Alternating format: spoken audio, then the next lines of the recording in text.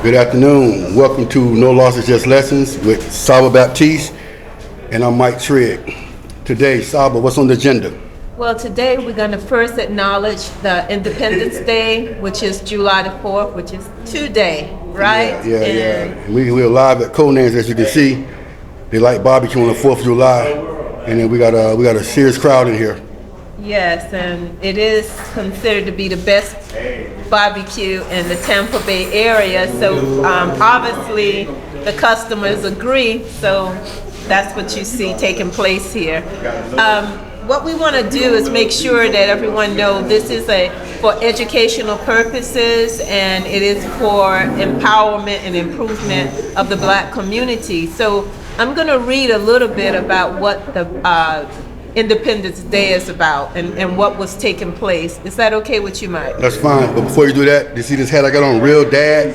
That's my college roommate, my frat brother's business. You can go on the website and order stuff if you're a real dad. If you're not, you got time to become one. Because when you wear this kind of stuff, it convicts you if you're not a real dad. So Torrance Williams is the creator of this brand, and I wear it proudly. I'm a real dad. Right, so hats off to all the dads and the real dads. Visit that website and see what they have there for you. So we're going to get back into Independence Day, and just so we can reflect and see how we can strengthen our community. I'm going to read a little bit from the Brookings Institute that did a research paper on Independence Day. In order to understand the context and the struggles faced by African Americans. Okay, go ahead, Saba. Okay, yes. By understanding the historical context and the struggles faced by African Americans throughout history, we can foster empathy and work towards a more inclusive and meaningful 4th of July celebration.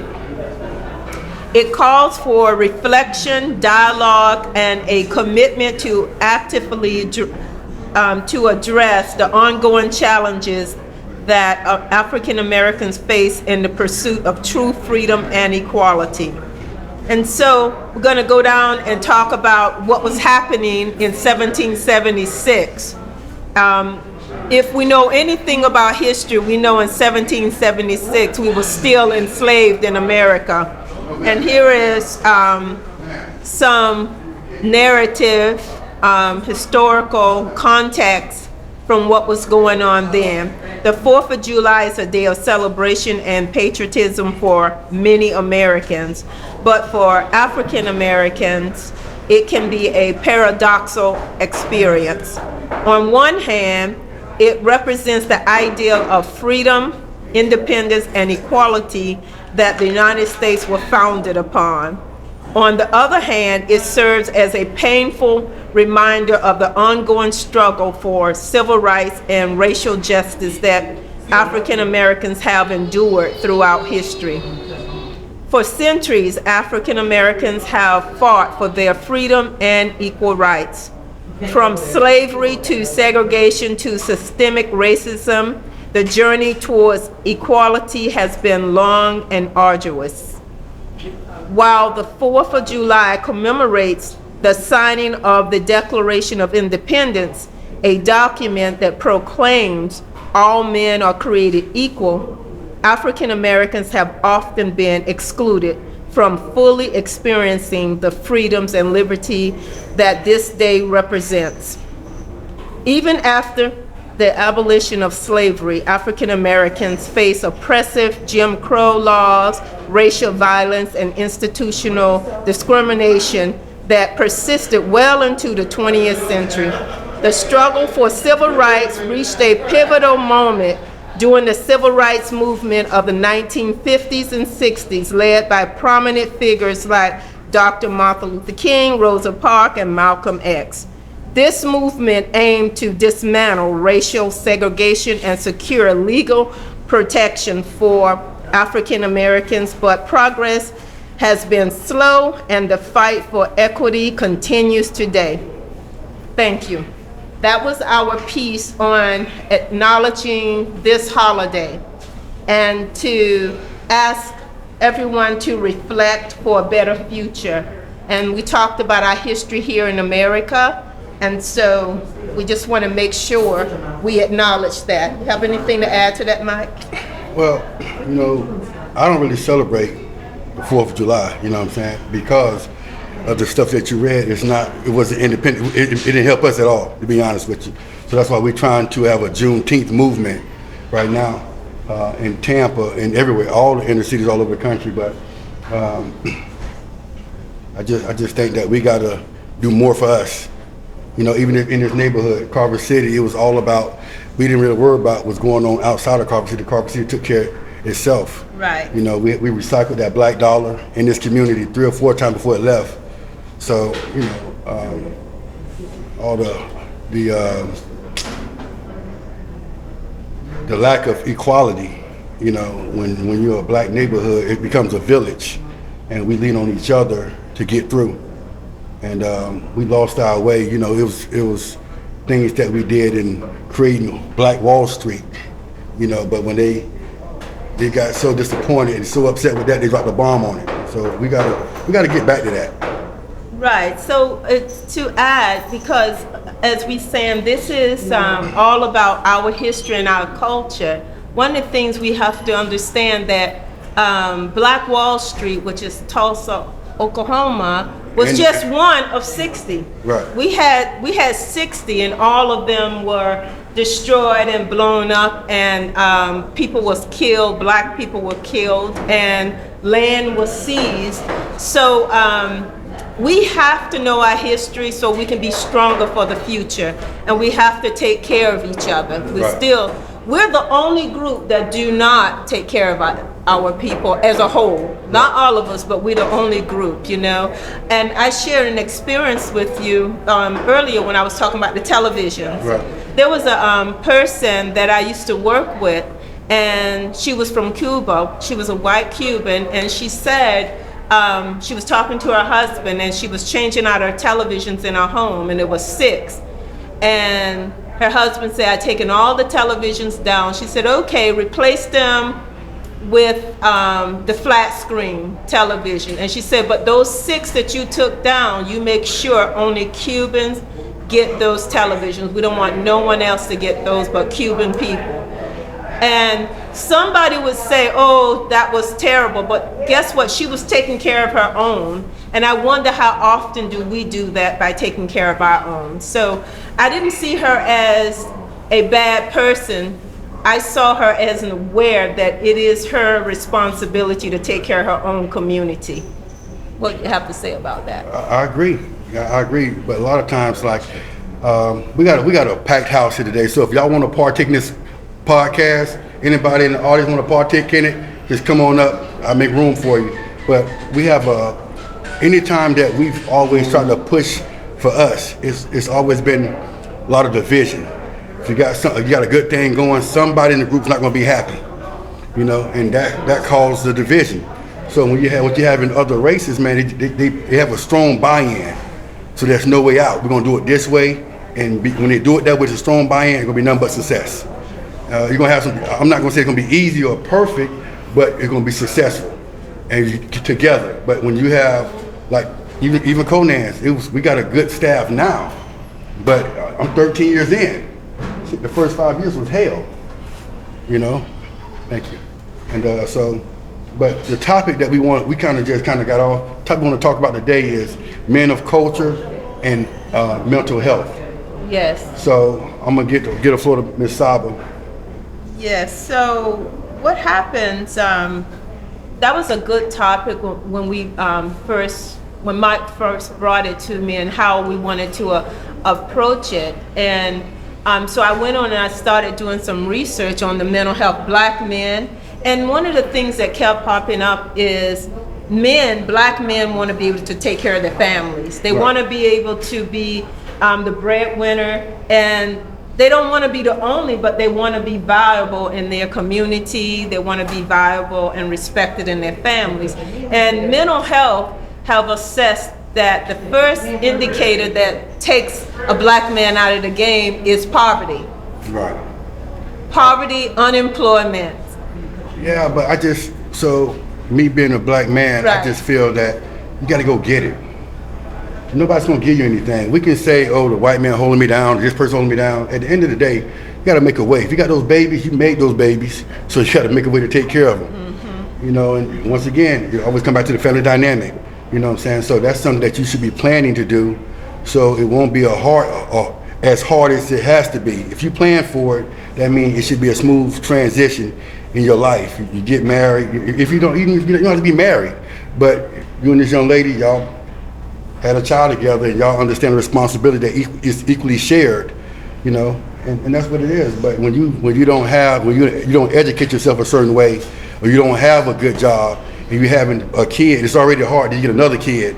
You know, that's when poverty sets in on the black male, you know. So, Well, the angle that they looked at is the job opportunities, you know, and they looked at skill set, job opportunity, and then they went into the shame of needing mental health or seeking mental health to help to address some of those societal issues. And well, Saab, let me just interject, 'cause I know it's hard because we don't. So it's extremely hard for us because we don't have that nest egg that our counterparts might have, right? So if you're struggling, you're the man of the house, and y'all fall short, you can't go to mom and daddy because they struggling, you know. right. Okay, so that is a mental strain, but that's looked upon as weakness in our culture.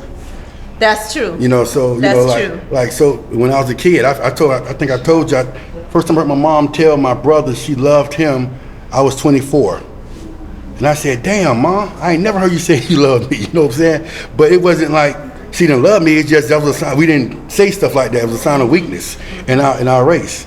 You know what I'm saying? So that plays a part on the mental side, because when you go to somebody else's house, when you go to college and you realize people actually plan for their kids to go here and go to college, and, Right. and they got all these stuff and set aside for them, prepaid college, and here I am, caught a ride to Fort Valley State, and you know, it's tough. Yeah. It's tough. So that's where poverty comes in at, right? So when you come out of the gate and you experience poverty, then that impacts everything else you need to do as a man. And if you don't have those safety nets to fall back on, it takes you longer to get there, or you may never get there. Yeah. And so we see what indicator is home owner rate, right? Nationally, black people are 44.6% own houses. Right. Okay, and that's national. And geographic, like here in Tampa, it's about 42%. Okay. And what that says is that every other group is ahead of us. Right. Every other group, and the white group owns 76 of their homeowners. But it's not equal. You know? Well, all I'm saying is that we as a group have to do better, and we have to figure out how to do better together. Right. That's what all of this means. And then we have to talk about our value system that feeds into the mental health. Maybe we're adopting the wrong value system, somebody else's value system, because it's pulling us apart and not bringing us together. Well, I clearly can see that today. Okay. Because when I was a kid, of course, we were close. Everybody. Right. Everybody go to grandma's house on Sunday. You know, cousins playing T-Type, all that kind of stuff, Right. hanging out. But nowadays, social media and all that, because I got kids that play Power 5 football, and all they want to do is buy designer clothes. You know what I'm saying? So I mean, it's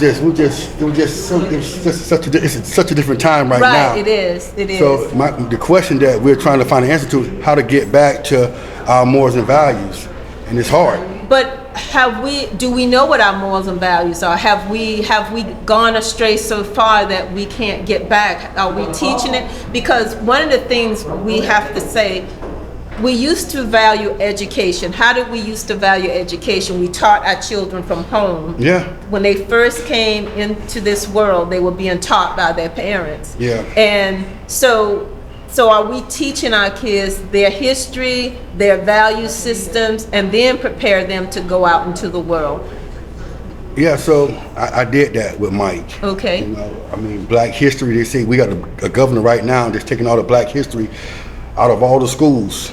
And I didn't like it, You know, but that didn't bother me because I taught my children Black history at the house first. Right. Because I always come back to the parents. We the first we the first teachers. Right. We the first coaches. Right. If your son playing sports, your daughter playing sports, the father's job is to inflict pain on them doing the workout, because if they know it's hard and the father tells them to keep going, when the other coach comes in, they know to fight through it. Right. But if he never say, when they get to that point where it's hard, and he say, okay, baby, you can stop. No, because you're going to stop the rest of your life. Right. So you got to push your kids through that pain. Right. So when they're being coached or taught by somebody else, they know they got to push. Right, and so, No. sure. What do you think about how people teach?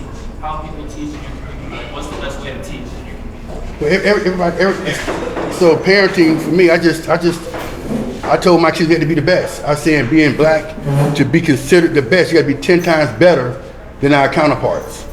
And I put my son through hell. He understood.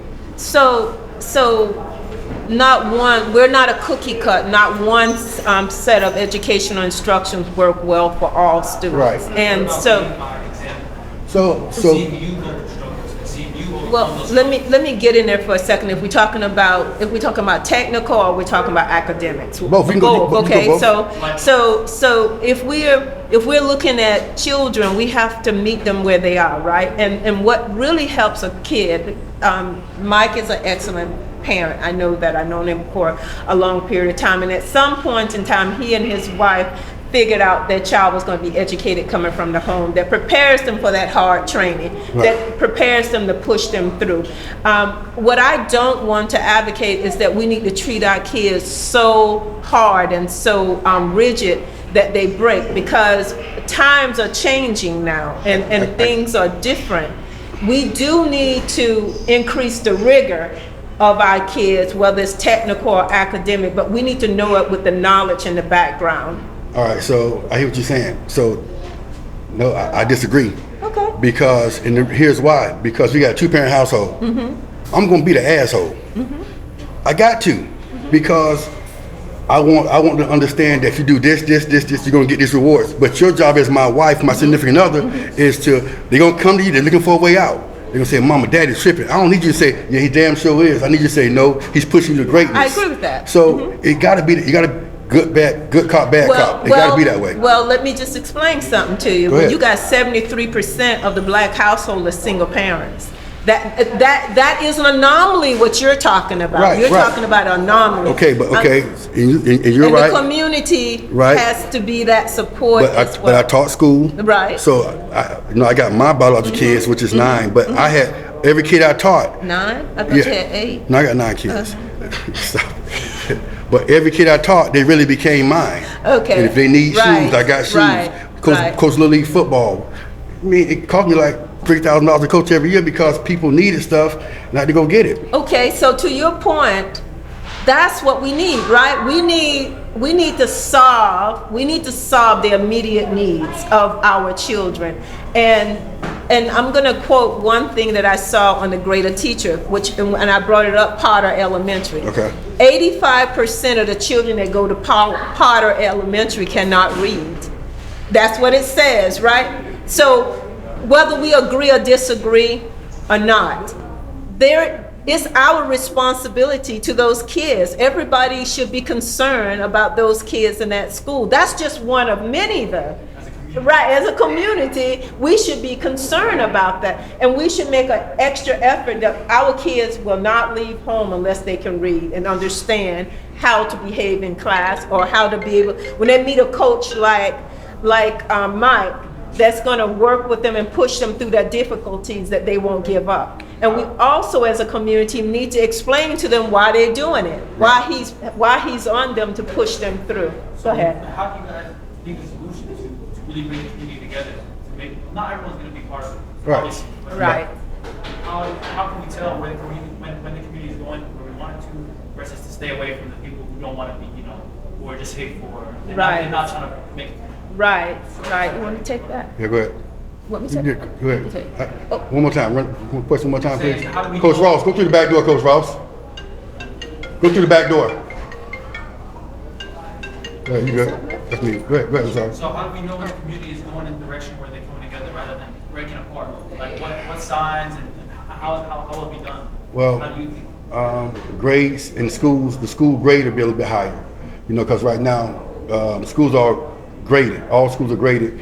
Most schools in the inner city are C or a D, versus schools in Carrollwood, suburban America, are A schools. So, don't really think- since 1980, the schools in the urban community has become more and more segregated. Less and less money has been put in there. That's why it's very important that the kids get their primary education from home, right? Even the child care services are not teaching our kids. They're literally not teaching our kids. Not all of them, but most of them. So that means that something that the family is not doing to prepare their kids or identify what kids are getting and what they're supposed to get and what they're not getting. And so our job in any community starts with education. It starts at home to teach the family to be together, to teach it starts at home, and the community wraps around those same common goals, those same concepts. That's not happening. How we need to get there, will you please give us some? It's going to be hard because that's what she just described. That's how I was raised right here in this community. So we had a recreation center right down the street. Everybody was in the community. If they saw you doing something wrong, they had the right to discipline you and bring you home. So we checked and balanced everything. So we had good behavior all across. It wasn't nobody shooting nobody, no homeless people, none of that. It was a community that loved and cared. It was a village. So we have to get back to there, but it's so hard. It is. Because everybody now, the grandmothers today are 38. My grandmother was 60. So when we stayed, everybody stayed at my grandmother's house. She would fix food. We all had to sit at the table, say a Bible verse, she'll pray with everybody. All that's gone. Nobody's doing that anymore. You know what I'm saying? That's what we really need. But when you got a mom and a grandma going out together, grandkids going out together, what do you think you're gonna have? Chaos. You got to have leadership, and right now in our community, we lost. And we're trying to find our way back. It's just hard as hell because the educational level is not there across the board. Babies having babies. Just the school education level is not. I'm talking about the inner Just city. across the, I'm right, talking about in the inner everything, city. the community. Yeah. Babies having babies. Right. You know what I'm saying? Certainly a leader, right? I try to be. How can we make more leaders from our community? You can make leaders. You can be a leader, but it doesn't mean you're going to be teaching the right thing. Right. So all you can do is model the behavior and talk to people, talk to the kids, and try to get them going one way. That's what I try to do every day. So the historical piece that really, one of the pieces, not the whole piece, 1954 decision, Brown versus Board of Education, Right. Topeka, Kansas. Integration. Integration took our children out of the community and bust them all over the city. And all of a sudden, the things that we valued in our community, we had to leave it behind to integrate with other people that didn't want us there. And so that meant building schools, the whole 9 yards suffered, and it remained that way. Ever since 1975, we have put less doctors, we have put less professionals in the community that could lead the community and bring the money back. Right now, we do not keep our money in our community. We spend money with everybody else. So if you're spending money with everybody else, something has to suffer. Your community suffer, your family suffer, because we don't have money that we're spending in our community. So let me just give you. So what she's saying is we spend money with everybody else, but the other races spend money within their race, and that's why they're able to grow. So just imagine if we had a Foot Locker or a Champs Finish Line in this neighborhood right here, right? And everybody that's in Tampa shopped there and bought their stuff from those three stores. There should be a waiting list to get hired there because we're paying the best wages because we can't keep product in the store because everybody black is supporting it. You understand that? That's Black Wall Street. That's what we got to get back. That's, So you guys are saying that you guys are making money and it's going to all these other places where it's not coming back. It's not coming back. we the number one consumer. Number We the one number one purchase of a Mercedes. Right. Black people. Right. And Mercedes is not black. No, Right. but it's okay. But my thing is, we the number one purchaser of probably all designer clothes. And hair products. and- We're number one purchase of hair products, and we don't have a hair product distributor or retail, very minimal. And so when people say the black community they like to say we're lazy. Yeah. They like to say really negative things, but we also have to say they have policies and systemics that take money out. And we help them because we don't look for avenues to do things in our community. So we're contributing without really consciously knowing we're contributing to the demise of our own community. So the problem starts from within. Absolutely. Yeah, without a doubt. Absolutely. We have to take ownership of this. Yeah, accountability is back on us, absolutely. Yeah, so, and those are the things that we're trying to emphasize here. Everybody has to start with something, no matter how small it is, start with something, do something that bring us closer together. Start just by having a real healthy Sunday dinner, bringing family, find out what that your niece or nephew or your son or daughter needs from you, just to bring it all back together so you can focus on building a bigger community. But if that was the case, if they came over, it wouldn't work with everybody on their cell phone. So so you got to put the cell phones in the gate, in the box before coming in. How y'all doing? All right. Thanks for your patience. Appreciate it. Happy 4th of July. Yeah. I think for me, it's you really gotta get a whole new reset when you try to. People get stuck in their ways. Right. Their ways of not taking them where they want to be. Right. So when you talk about having a dinner and no cell phones, that's one step. Yeah. The next step is Just coming small. apart. Right. And so on. Right. And everybody has to have a primer, right? You got to prime them for what's next, right? Because you just can't assume that people are going to understand what they're doing wrong until we point it out that it's we're the only group out there flailing. We don't have much, For instance, we're still in the era of the mass incarceration, where a lot of our young black men and women are in prison. And that started way back in the 90s. And so that means that all of that tears our family apart. All of that tears our community. There's young people grew up in the crack era. So we got a lot of things we need to come together and talk about and fix.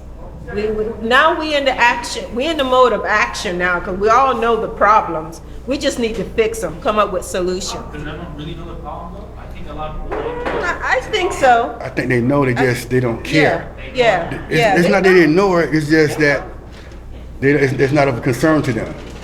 They just floating. Yeah, they You know what I'm saying? So if you're coasting, that means you're going downhill. You know what I'm saying? So they just coasting through. And if you got a family, you got to put stuff together so we can run. We can run and become leaders. Right. If you're coasting, you're being led by something else. A lot of these kids and people smoking this weed, all this crazy stuff, man. It's just, all that's just deterrent. So, you know what I'm saying? This is the first time we have 5 generations in the workforce, starting with the baby boomers. Yeah, we have baby boomers, Gen X, and then after Gen X, millennial, and then we have Gen Z, and then we have Generation Alpha, 5 generations. And the baby boomers are still in the workforce. The youngest baby boomer would be 59, and then you have another one, and so that range goes up to about 80 years old, a little in between there. So what we don't have is enough jobs, right? Because a lot of the baby boomers are still, and also the baby boomers own over 60% of the wealth in their pension plan. And that's even significant in the black community. So we also don't have a lot of generational wealth. That's number one. It's very few homes being passed down to the next generation. We're not high on the high end of home ownership. And our children is saddled with debt if they want to go to college. So we're not allowed, we don't have the extra funding to help our children. So when we look at all of those avenues, we still can overcome if the community come together. We can overcome all of those things if the community just bring themselves back and focus on inwardly. And there's nothing wrong with putting yourself through college. I did it 3 times. And yeah, I have a few student loans out there, but you know, it gave me an opportunity to become an educator and help some kids and help myself in the interim, you know what I'm saying? So it's nothing, we're not saying that student loan is not the way to go. If you want to educate yourself and better yourself, you got to do what you got to do by all means. You know, you want to do it the right way. And taking out those student loans are better than selling dope, looking over your shoulder to do it. So I just think that we need to be more conscious of what it takes as a whole, not for me, not for South, but for as a whole, as a race. And we might have start right here in Carver City, then move to West Tampa, then move to Ybor City, stuff like that. Then before you know it, we got all of Tampa on board. That's what we gotta do, man, because it's hard to just go out there and try to grab a person there, and nobody's on one accord. So we probably gotta start in this neighborhood right here first, and then we'll go from the next neighborhood, then Hillsborough County under control, then Pinellas County, then Hernando County, Pasco County, then before you know it, we got the state, we got the whole state. That's how I know that's what we gotta do. It's just so hard to get it done when it's just, you know, we're sharing this vision, just 2 people. We put this podcast out there, hope people see it and want to partake in the movement, but it's hard. Because if we can start here and build a model that works, we can transfer that model around wherever it needs to be transferred to. We are still, I still think that, I heard this morning, black women make 67 cents to $1. Yeah, and we think that things are moving, but it's not. Right. It's really not. It's like a window dressing. So the low wages get us, for instance, if you're a single mom, how many hours you have to work with 2 kids to have an apartment of $1,800? But see, Saba, when I hear that, and I understand the concern, but why are you a single mom with 2 kids? We got to stop that. We got to make better decisions so we don't be a single mom with 2 kids. That's the problem. You know what I'm saying? So, and if you are a single mom with 2 kids, you got to have a responsible young man that fathered those 2 kids to help you with the $1,800 a month rent. You understand? I'm just being honest with you. I mean, that's Saba. I'm just talking about reality. No, but I'm saying, and I get it, but I'm saying that's the problem. That's why I said you got, when kids understand this podcast, I'm trying to target people from the age of 18 to 30. So you don't fall through all my transcripts. I was one of those people with multiple kids from multiple women. And that shit, it killed me. Child support, I was educated on a master's level pay, and I didn't have any money. So I had to start this place to make money. Because I made like, I guess, when I left teaching, I was making like $52,000 a year. But when you got child support of $1,300, $676, and 3 something, your check is $254.76 every 2 weeks. And then I got my son in my house, you know what I'm saying? So I had to find something to do that can take care of all of my kids. And God bless me with this place right here. You know, so, but everybody. Yeah, you solve your problem, right? And that's the thing. But everybody's not gonna be Mike Trigg. That's why I say you solved your problem. Yeah, I did. I solved it, but I could have easily, if somebody watching this podcast and hear this podcast, they'll say, well, damn, I'm not gonna have 2 kids until I'm ready to take care of them, and there's no problem. You put yourself in a better situation. The fastest way to poverty is for a woman is to have kids and be a single mother, you know? Right.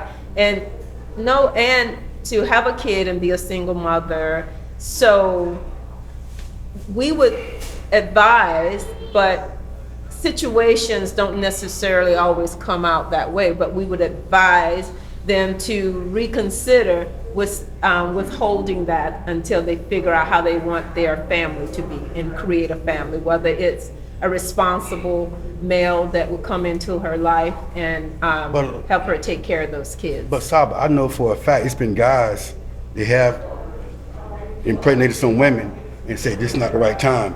Women had a baby anyway. You know, so what are you saying, man? I'm saying so the guy already know that he's not ready. Okay. And the woman. But what are you saying?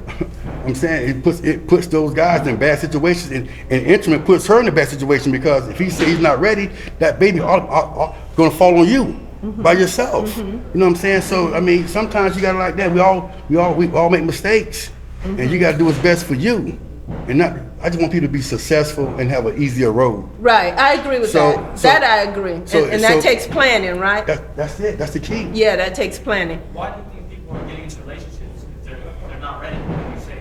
I mean, because, man, you're married, but when you see a woman and you're a man and she's physically attractive, you know, and you're not married, you look and you talk. Hey, how you doing? The first thing you say, how you doing? What's going on?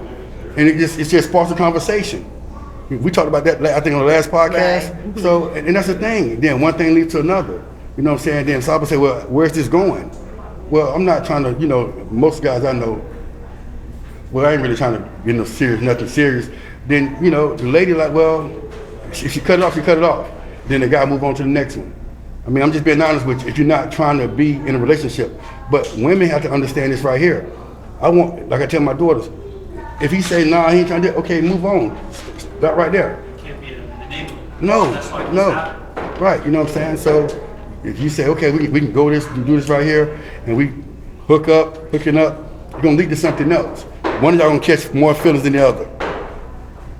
There's problems, you know? And if you have no good intentions for that woman or that man, don't do that. What do you think about that, Saba? I think that's great. I mean, is it reality? It should be. It should be reality. Yeah. Right. It's not happening that way. Right. Yeah. Right. You had $240. Yeah, 257, 250. So it takes someone to learn to teach the next generation, or whoever's willing to listen, whoever's willing to learn. That's really big. Well, my boys don't have kids right now. Right. You know what I'm saying? Yeah. So that's fine. You know, they ain't making the mistakes that I made. I'm happy about that. Right. You know? And also it goes back to personal responsibilities. You know, and if two people get together, you know, anything can happen. That's why you got to plan appropriately. And if that person is in your life long enough to know if you're the woman or the man, and things like that happen, hopefully both of them are responsible adults. And that's really where it goes into responsibility. You know, if you're trying to just be a one-night stand, or you're trying to build a relationship that's long-lasting and have a family out of that. Hold on for a minute. I'm gonna ask a question too. So Saba, one night stand. Okay. And you come up pregnant. Okay. And we say, well, damn, it's just one night. You know, we cool. I respect you. We have a good time. We done went out several times. It's the first time we did. You get pregnant. We're not in a relationship. Right. I agree with that. But you don't have a baby. I mean, it's my choice, right? That's so unfair. That's so Let me unfair. finish. I wish I put the camera on y'all right now. You're laughing over there. These women in the background. Let me just say this. Go ahead. It's my choice either way, right? It's my choice either way, right? It is. That's all. I didn't say what I was going to go this way or that way. I say it's my choice at that time. Yeah, but you should have said it's our choice. Okay, but look, you just said you're not in a relationship. Right. Okay. So then if we're not in a relationship, maybe that's something. Do you know how many people? Yeah. Get my car, Rick. Get my truck over there. Yeah, he said he ain't gonna do it just before July. Yeah. I understand, but if you present it like, oh, well, we're not in a relationship, and I turn and I walk away, because when you say we're not in a relationship, it didn't mean that much to you, then maybe I'm going to go somewhere and make a decision. I didn't say I wasn't going to do what I need to do. I'm just saying maybe that I have a choice at that point in time. You have a choice if you say we in it together. Young lady, could you come here for a minute, please? Come on over here and partake in this conversation. Yeah, anybody want to chime in? Come on and help us Just out. a podcast. You was talking about the relationship, Right. and you was talking about how, basically, like, relationships. I want to know how the community are affecting the relationship. How do you? Cause it's not just you and one other person alone. It's not I believe. Right. There's people that are around that. Hey, you got the vehicle and it's parked on the side. Rick already told us already. Okay. Okay, yeah. Is it my car? What are we talking about? Over here? Yeah. I have a car over there. Go take a look real quick. Okay. All right. Go ahead, I'm going with your question. Right, so it's not just Adam and Eve here, it's not just we, that's it. There's other people who are influencing the relationship. Oh, I don't like that guy, or I don't like this girl. How do you think the community is affecting the community's relationships? Do you know what I'm saying? Yeah. I'm sure you have something. Well, so based on what you just said, so if Saba, just like she said, certain choice had a baby on the one night stand. So now, when she had a kid, and the families, the guy's not in agreement with that. Now his mom's upset. Now when they see her in the community, they got something to say about her. Same thing. So that's why you got to plan this stuff out, man. You got to plan it out, you know. And that's where it brings the problem into the community. Just like that. Just that simple. That answers your question. It definitely does, but also it definitely relates to how you're saying the community is getting weaker. And By bad decisions. by bad decisions. And also, the community is all relationships. Yes. You know, male, female, or male, male, or whoever. Relationships. Right. With people, family or not family. And really just trying to, just like how you guys can disagree on the podcast, Right. it's still not going to cause a problem in the relationship. Right. Because you can understand each other. So what do you think, like, anything about that? Oh, well, that's the thing, right? You have to learn communications, right? You have to have like a ground rule of how you're going to communicate. If I want to talk to Mike about anything in a relationship, I'm going to say, okay, well, I know how you feel about this, but we need to have some rules. We need to make sure we don't cross this line and respect each other while we're going through this process.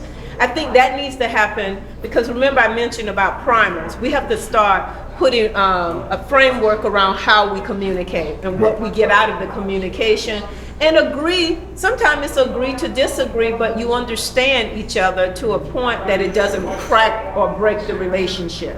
Because ultimately you want to get closer and you want to improve the relationship. Right. And Right. I'm saying, As a whole, in the As a community. whole, Yeah. if you run one bridge with someone, that affects who they know. Exactly, Okay, I exactly. want to talk to this person too, so why do you think the community is so broken up? Right. And I think this is Well, our community is broken up because a lot of it is internalized from us as a perspective, but a lot of it by design too, because we don't know our neighbors, we don't know who is who anymore, and we don't trust each other that much either. So I'm gonna piggyback on what she's saying. So in this neighborhood right here in Carver City, I used to know everybody living in Carver City. Everybody knew everybody. But grandmother passed on, and the house passed. Put the house on Section 8, so somebody else moved in the neighborhood that we don't know, that don't understand the values of Carver City. And that's when that value, our Carver City values are broken and no longer can exist because we got an outsider moving in. So if like when the house passed on, it's still a family member. You understand? So they still know the value system of Carver City. But then you got somebody coming from Progress Village to Carver City that never grew up in Carver City. They come with their own way of thinking.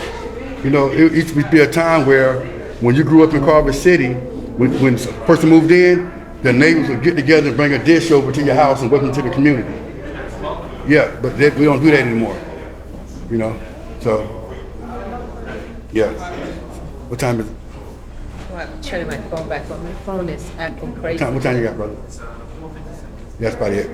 So anything else I want to talk about? Yeah, we should go like 3 or 4 more minutes.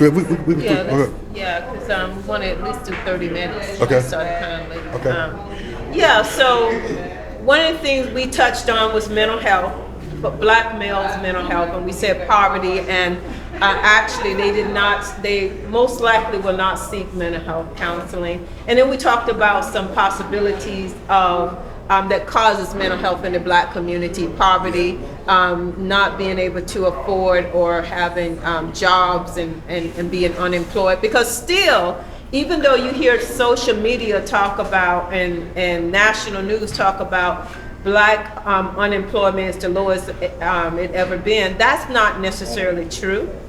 A lot of our black males and women have stepped outside of the unemployment window, so they're not even, you can't track them because they've been unemployed for so long, they're doing other things now. Right. So that's one of those things, and the family dynamic and the lack of support in the community and the family. The lack of support in the family and the community, all compound together, has been some of the top issues in the mental health arena when we talk about Black males.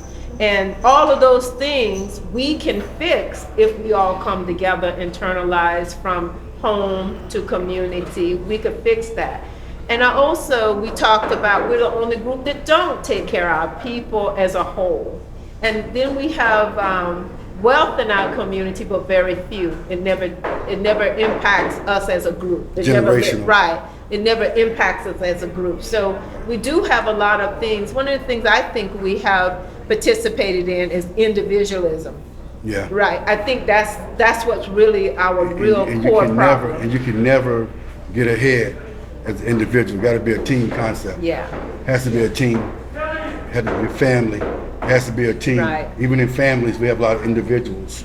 Right. You know, you need the family support. You know what I'm saying? So. Yeah. So those things have proven to kind of break down our community, and plus when you have and I go back to the kids because the kids are our future, right? So we'll be stepping out of the arena, and we got to have new leaders. We talked about leadership. We got to have leadership. So, but we got to have educated leaders. So again, we go back to the parents. What are you doing with the child in the household? Are you teaching the child to have this wonderful foundation that they feel confident that they can be future leaders? And I think we came up with the fact, what did we say about that? Well, I just think that it comes back to the family dynamic. But the father, say for instance, if a father's not college educated, he works his ass off. Get a 9 to 5, he come home. So he's modeling that behavior. My friend, my brother Pelham Golden, his dad was a longshoreman, worked his ass off, made great money. And his sons seen that, you know what I'm saying? And he didn't go to college, but his son came out of high school and got a job. He got a successful life, successful family. So if they see it, it's just model. You got to model that kind of behavior. However, you know, I push education, so most of my kids got degrees, and they're doing well for themselves. But for the ones that's not, it comes back to the family. It comes back to the mom and dad leading. You know what I'm saying? Say, planning, communicating. It has to be done this way. That's it, Saba. Yes. Okay. That's yeah, it. I agree with you. I agree with you. Even going back with men's health, mental health for men. It's hard out here as a Black man to come home and your kid need this and you can't provide it. Yes. And you don't have nobody to turn to. Right. You don't have nobody to turn to. Mom and daddy don't have it. And when you come home, your son, you say, hey, I'm gonna try to get this for you when I come home. When I come home to work, you don't have it. That shit is a low point of your life. I'm talking from experience, bro. So when I was teaching school, I had to have 3 fucking jobs, man. I had a master's degree. I went to the group home education, and the weekend I went to Circle K, a convenience store, because I didn't want to do the kid in my house lifestyle to change. You understand? And that shit was a low point. You working at Circle K, I got fucking 2 degrees. It was bad for me, bro. And that's another issue, that even though you can have degrees and you can have the best intentions of supporting your family, sometimes you can't get those jobs that allow you the opportunity. And some people don't have the determination, because it's really about determination and the will and the drive. Right. And so we can't say everybody have the same level, right? Right. You know, so there's a lot of reasons why people are not as successful as they should be if they do everything right. Now, everything right, you know, sometimes it doesn't work out that way. So what we're doing here today is starting a dialogue. We hope people at home continue this conversation. We hope people look at their children and want them to be all that they can be by helping educate them and bring the family together, so that in-house is together and the community together. And I think that we're going to wrap it up. I want to say one more thing. Okay. So like to close the educational gap, they have Lakeshore store right over here on Kennedy. And it's got stuff for elementary kids, middle school kids. It's just an educational outlet, you know. So What's that name again? Lakeshore. Oh, that's my favorite. Yeah, I used to go there all the time, every summer. So what I did when Mike was in the first grade, I would go to Lakeshore every year and get second grade work. So you do it in the summer. So when you come to second grade, you'll fly right through it. Right, So if you listen to this podcast, there's no time off. right. If your kid ain't going to summer school, if he's going to summer school, go to Lakeshore, get those books. Yes, And damn, find if you're not in Tampa, find a website, Lakeshore, right. and just order some books. They'll ship them out to you because there's no time off. And then I want to add too, you can get free books from the library. They have library friends. If you don't have money and you want free books for your kid, any grade level, check out the libraries. They call them library friends. You just have to donate $2 or $3 and you can walk out of there with a handful of books. But teach your kids every day. Yeah. Sit and educate your kids every day. It'll pay off for you. It'll be a benefit for them and you. And we can work on the community together. So thank you, Tampa Bay, and look forward to seeing you the next time. Yo.